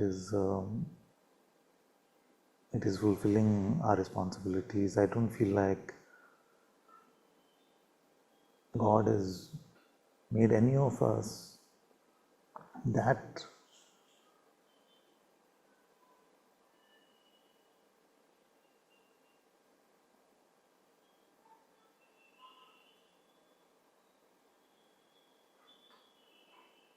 in that position where we can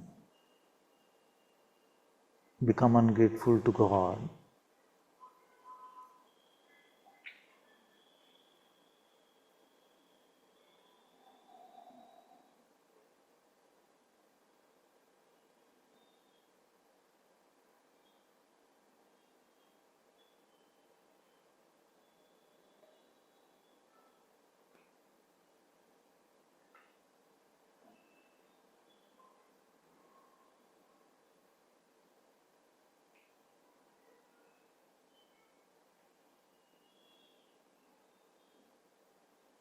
So all the teachings are there, all the pointers are there, all the medicine has been given, everything is supporting and available. But when we behave in this irresponsible way, that we lose all in our anger, in our pride, in our justified tantrums, we lose all semblance of decency, then I don't feel like we must encourage that, or that sense of entitlement, that sense of lashing out against the Atma itself.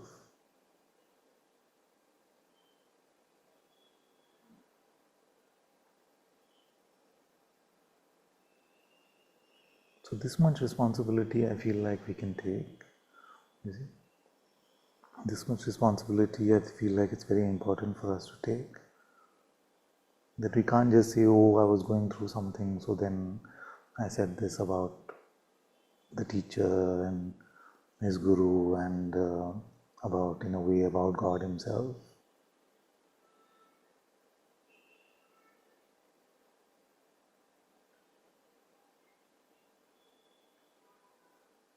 At what point does it become feeding that, and at what point does it become compassion and kindness and love? So I feel it's very important to use these times as wake-up calls and see that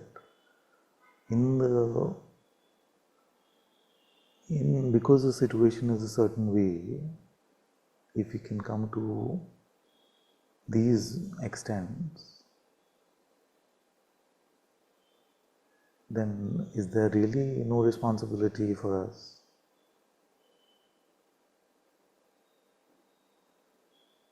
And is the expectation of kindness, compassion, forgiveness just then an entitlement which allows us to have all the excuses for any attack on anything that is reverential in our lives?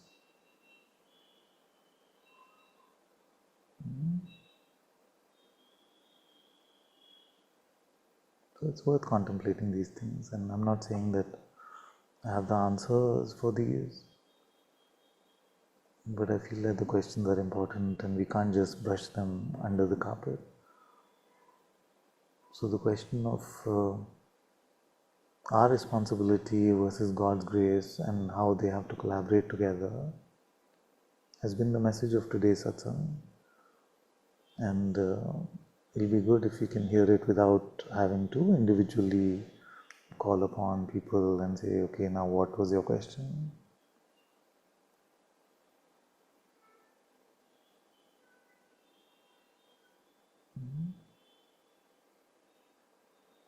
Okay.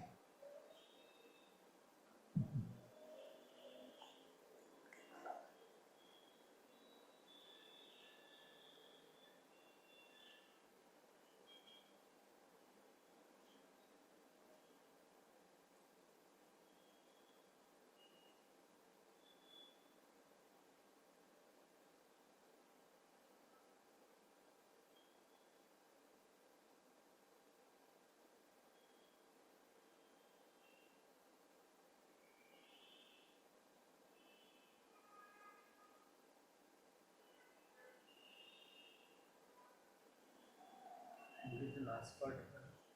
I'm All saying of that, people individually. don't worry. Something personal to that. So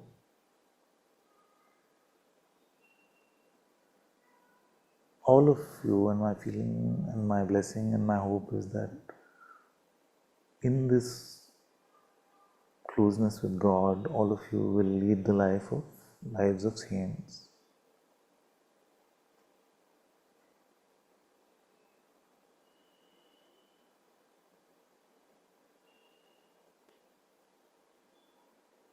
And some of you have been here long enough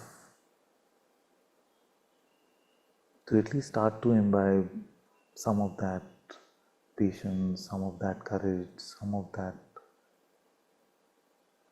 ability to withstand the temptation of Maya,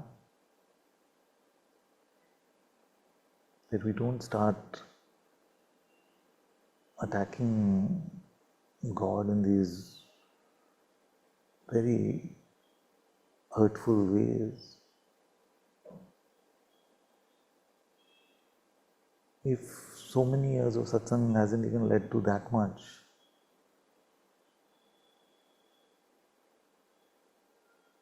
then really we have to wonder what are we really up to, what is really happening. Is this all just a joke, a sham, that we come to satsang to feel better about ourselves, and when life pinches us, then we end up becoming so blatant in our lack of compassion and kindness?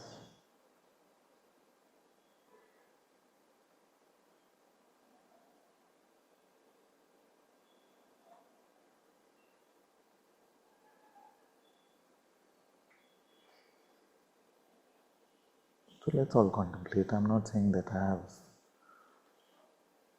the right answers for all of this. But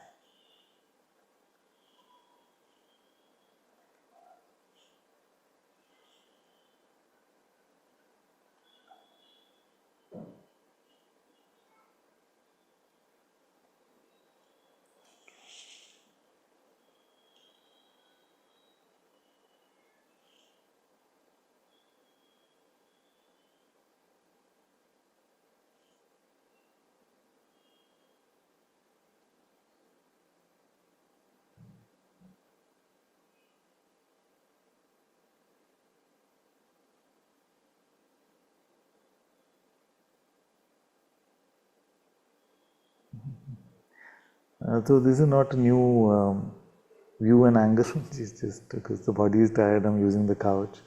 I'll be back to the ground soon.